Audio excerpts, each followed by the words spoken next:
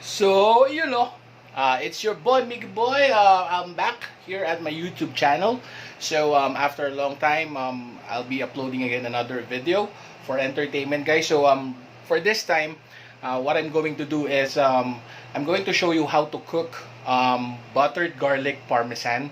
So, as requested by our friends, I'll be uploading this one. So, what are we waiting for? Let's go. Let's do this.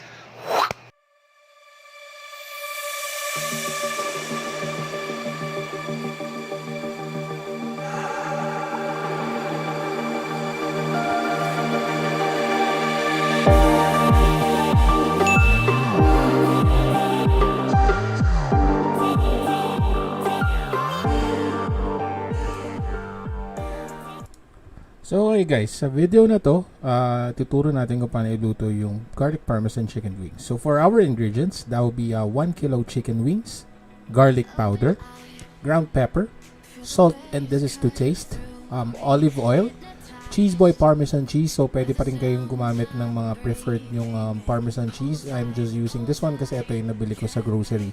We need to have flour as well, and lastly would be butter.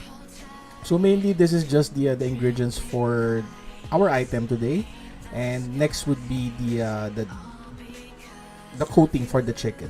So let's go for that one. So for the coating of the chicken, all we need to have is black pepper, garlic powder. We need to have salt. This is to taste again, and especially our flour for our coating. So we just need to mix all those things, and here we go. Let's go. Tada! So we have our coating already. So let's start cooking. So to start off for that one, let's make sure that the chicken is dry enough. So yung mga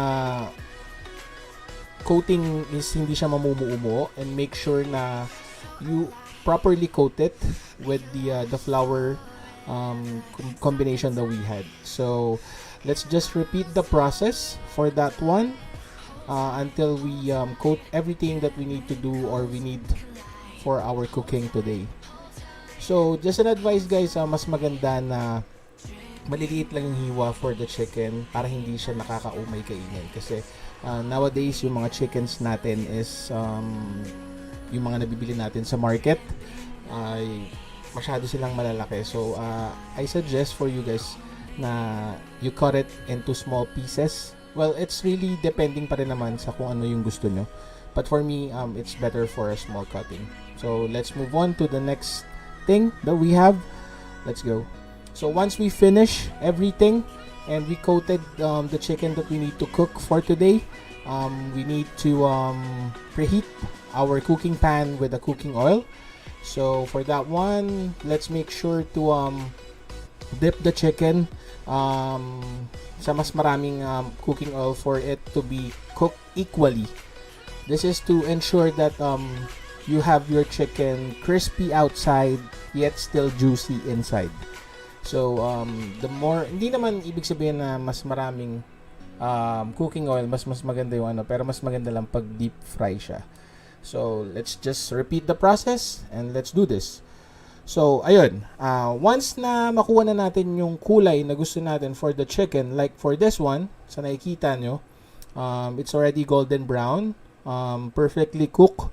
As you can see here, it's really crispy on the outside, yet the meat inside, it's still juicy. Hindi siya tuyot or hindi siya sobrang tigas. So when you cook or when you start to eat the chicken, you still have the tenderness and the juiciness of that chicken. So as mentioned, let's just repeat the process until we cook all the remaining chickens for this one, and then right after this we will be using, or we will proceed to the last step of this cooking, which is the coating for the parmesan chicken and butter. So I think this is the last part that we have for the chicken, or the second batch that we had. So same process, as long as we get the color that we want for the chicken, that's good enough. And this is the last part for the chicken. As you can see, equally cook. So kung ano yung texture na nakuha ko kanina, that's the same thing. Ang goal lang is we have the golden brown for the skin to ensure the crispiness of the chicken as well. So since we've already have it, let's proceed to the next step. So preheat the oven or preheat the pan, sorry.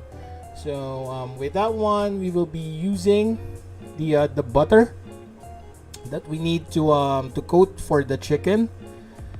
So I suggest 1 cube of butter for 5 to 6 pieces of wings would be enough. And as you can see here, this is the Parmesan cheese that we will be using to coat for the chicken later. So let's just wait for the butter to melt, and we will proceed to the next step. The next step for this one, once the butter melted already, we can put a little bit of Parmesan cheese. This is to mix up with the butter that we had, so we have that tasty texture that we that can coat the chicken. Yung medyo parang malapot-lapot siya, nakakapit siya dun sa balat ng chicken. But take note guys, since we've fried it perfectly, even though that we will drench it to the butter and the Parmesan cheese, yung quality ng pagka-crispy ng chicken will stay at this, is as long as we don't overcook it. So we just need to put it, and we just need to flip it up. So hindi naman necessary na kailangan i-flip nyo talaga. You can use tongs or any cooking tools for that one, just to make sure that both sides are even, especially for the coating of the butter and the Parmesan chicken, or for the Parmesan. So we can add additional Parmesan for that one for an extra taste. Depende sa kung anong gusto nyo, kasi for me, I like it with more Parmesan cheese because it tastes better with more Parmesan cheese, but it still depends on what you want. And then for that one, on the next clip that you will be seeing will be the montage for the food after cooking.